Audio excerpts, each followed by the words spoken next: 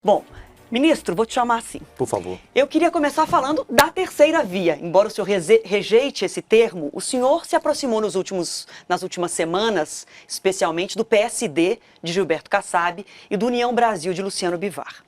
Eu busquei ouvir lideranças desses partidos nos últimos dias, me preparando para essa entrevista, e ouvi dessas pessoas que, embora as negociações aconteçam, há uma descrença de que, na verdade, estamos assistindo ao teatro da terceira via, que não vai se consolidar, que a candidatura do senhor não terá o apoio desses partidos e que a eleição está de fato polarizada. Eu queria repercutir essa posição com o senhor. Essa constatação não guarda a menor coerência com a dinâmica do fato político brasileiro. Se você olhar, e o telespectador do nosso canal Livre, olhar as pesquisas dessa data, em 18, a última eleição presidencial, elas não diziam absolutamente nada do que de fato aconteceu.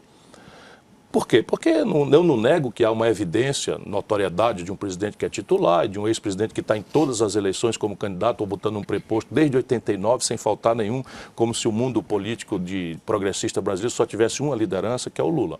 Deixa eu dizer, entretanto, por que eu recuso essa simplificação, mas não é me queixando, é apenas porque ela não responde de fato o que eu represento, ou tento representar na dinâmica brasileira.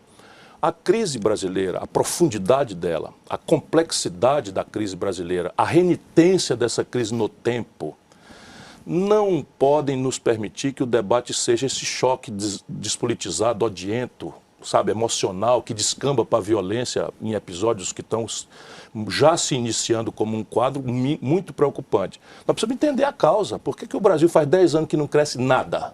É a primeira vez em 120 anos. Isso é problema de Chico, de Maria, de Manel? Não, isso é um problema de modelo econômico, da forma como você organizou a institucionalidade fiscal brasileira, a institucionalidade previdenciária, a institucionalidade do Pacto Federativo, como é que se cobra imposto, como é que se distribui a renda pública, enfim, dos juros altos, etc. E, de outro lado, qual é a solução? Não é possível que a gente imagine que o que está errado no Brasil está errado porque tinha um manual de fazer certo e os caras em Brasília são tão salafrários e maus que fazem tudo errado de propósito. Não é. É que o Brasil tem um corte de classe em que 5 pessoas, os dedos de uma mão, acumulam a renda dos 100 milhões de brasileiros mais pobres. E eles dão as cartas na institucionalidade brasileira. O Congresso Nacional não é nacional a não ser no nome. Ali é um grande ajuntamento de lideranças municipais, cuja lógica é resolver os problemas locais. Isso é de boa fé.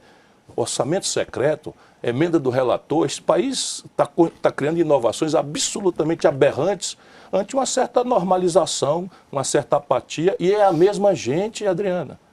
O modelo econômico é o mesmo, com a retórica do Lula, a retórica do Fernando Henrique, a retórica do Bolsonaro, tão gravemente distintas, o verde e amarelo de um lado, o vermelho do outro, o azul e amarelo do outro, e a mesma coisa. Câmbio flutuante, mais meta de inflação, agora teto de gasto. E na governança política, a mesma gente. A mesma gente, o Roberto Jefferson, que está preso porque defendeu de forma agressiva o Bolsonaro, fez um notável discurso de defesa do Collor na sessão do impeachment. Era governador, estava no plenário da Câmara Federal.